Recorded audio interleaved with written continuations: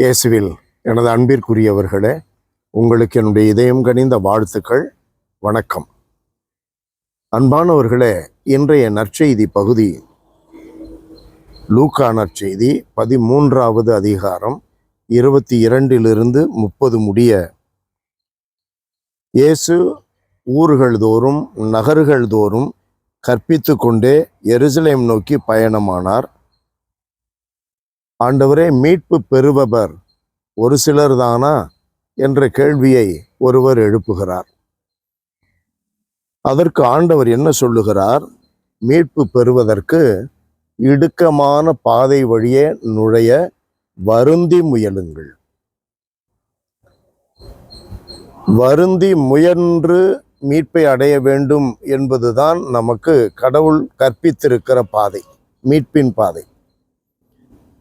இந்த உலக செல்வம், செல்வாக்கு, பணம், பட்டம், பதவி, இது போன்ற ஆதாயங்கள், இவைகளை தேடி அலைபவர்கள் கடவுளுடைய வார்த்தையை அறிவிக்க முடியாது. கடவுள் அவர்களிடமிருந்து பேச மாட்டார். கடவுளுடைய வார்த்தையை கடைபிடிக்க முடியாது.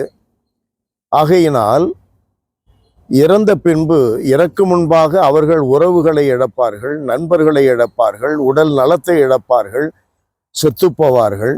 உலகிலே அவர்கள் எதையும் சம்பாதிக்க முடியாது. இறந்த பின்னும் கூட ஆண்டவரே, எங்களுக்கும் விண்ணக கதவை திறந்துவிடும் என்று தட்டும் பொழுது உங்களை நான் அறியேன் என்று சொல்லிவிடுவார்.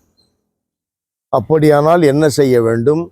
இயேசுவின் பாதையில் எவ்வளவு நெருக்கடி இருந்தாலும், எவ்வளவு இடுக்கான பாதையாக இருந்தாலும் வருந்தி நுழைய முயல வேண்டும். எல்லாம் வல்லவரே, எங்கள் தகப்பனே, ஒவ்வொரு நாளும் எங்களுக்கு வலிமை ஊட்டுகிற அருட்சாதனங்கள் எங்களுக்கு உண்டு. எங்களை அன்றாடம் உம்முடைய வழிகள் நிலைத்து நிற்பதற்கு அன்னை மரியாவின் வழியாக எங்களுக்கு நீர் சொல்லிக் கொடுத்திருக்கிற ஜெபமாலையினுடைய வலிமை எங்களுக்கு உண்டு. இவைகளையெல்லாம் நாங்கள் பயன்படுத்தி எவ்வளவு இடுக்கான பாதையானாலும் மீட்பின் பாதை மட்டுமே எங்களுடைய சீரான சரியான பாதை என்று வருந்தி முயலுவதற்கு ஞானத்தை தருவீராக. இயேசுவின் நாமத்தில் ஜெபிக்கிறோம் பிதாவே. ஆமென், ஆமென்.